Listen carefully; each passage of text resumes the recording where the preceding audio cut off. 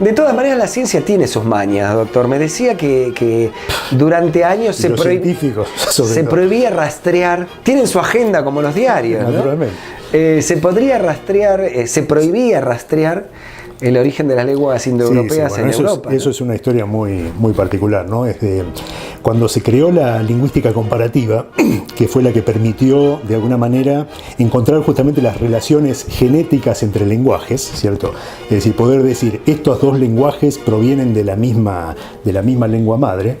Esto ocurrió formalmente a mitad del siglo XIX, pero ya desde hace mucho tiempo se había notado, por ejemplo, los primeros misioneros europeos que fueron a la India se descubrieron, para su gran asombro, que el sánscrito era una lengua muy parecida al latín, ¿cierto? Una cosa absolutamente inesperada, ¿cierto?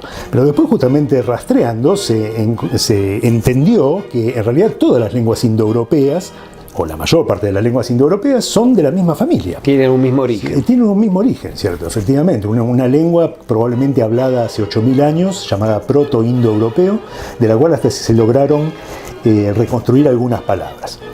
El hecho es que la familia indoeuropea fue rápidamente aceptada como una familia lingüística bien definida, y rápidamente, evidentemente, los lingüistas se interesaron en ver si otras lenguas, no incluidas en la familia indoeuropea, podían también relacionarse, ¿cierto? Bueno, el debate que se creó ahí fue tal, justamente dentro del ámbito supuestamente científico y dentro del método supuestamente científico, que a fines del siglo XIX y a principios del siglo XX, las sociedades lingüísticas de Londres y París prohibieron absolutamente que en el seno de esas sociedades se presentaran trabajos o se discutiera el problema de la relación entre otras lenguas. Como la Iglesia con Galileo. Efectivamente. ¿A qué le temían? Encontrar que todos podíamos ser. Es muy difícil decirlo, ¿cierto? Pero si uno tuviera que decirlo con una sola palabra, usaría la palabra xenofobia directamente, ¿cierto? Es decir, las lenguas europeas siempre fueron consideradas desde la perspectiva europea como superiores al resto, ¿cierto? Basta leer a Darwin, por ejemplo, hablando de las lenguas del sur de la Patagonia, en los cuentos sobre sus viajes. Y yo creo que es eso esencialmente lo que ha llevado a este tipo de actitudes que son absolutamente anticientíficas. ¿En qué otro rasgo, como es la lengua, se encuentra ese paralelo con la información genética y la información cultural? Bueno, uno de los que nosotros analizamos específicamente, porque es uno que se puede cuantificar, tiene que ver con el uso de nombres y apellidos. Que, de nuevo, se trata de un rasgo claramente cultural, ¿cierto? Porque cada padre elige el nombre que le pone a su hijo y determinadas reglas sociales determinan o definen el apellido que va a llevar el hijo, ¿cierto? Sin embargo, de nuevo, se trata de un rasgo cultural, pero que nosotros heredamos directamente de nuestros padres, ¿cierto? Es algo que es transmitido por los padres o definido por los padres, ¿cierto?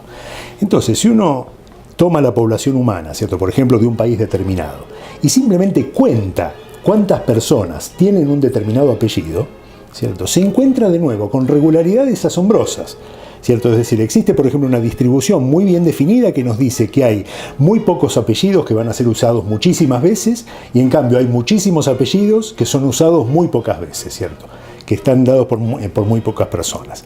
Ese tipo de ley parece mentira, pero la misma ley que aparece, por ejemplo, cuando uno se fija cuál es el número de habitantes que tienen los países. Hay muy pocos países que tienen muchas personas y muchos países que tienen pocas personas.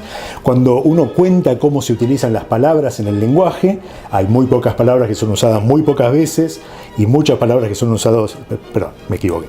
Hay muchas palabras que son usadas muy pocas veces y muy pocas palabras que son usadas muchas veces, y las leyes matemáticas que gobiernan esas regularidades son siempre las mismas. Entonces es una cosa asombrosa, ¿cierto? Es una cosa para la cual hay que buscar una explicación.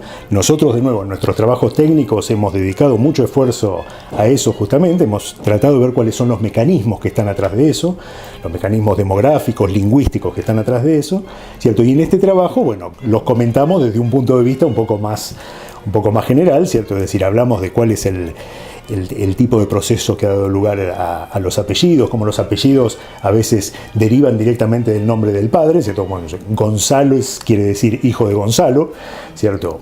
Y lo mismo en otros idiomas, o representan el lugar donde la persona o donde la familia ha nacido o crecido, ¿cierto? Y cómo, de alguna manera, el uso de los apellidos se originó a medida que los grupos sociales iban creciendo, ¿cierto? Porque a medida que los grupos sociales iban creciendo, un nombre solo no alcanzaba para identificar al individuo, ¿cierto? Si en un grupo de tantas personas la mitad se llama Juan, evidentemente no sirve de mucho el nombre Juan. Es necesario decir algo más sobre Juan, ¿cierto?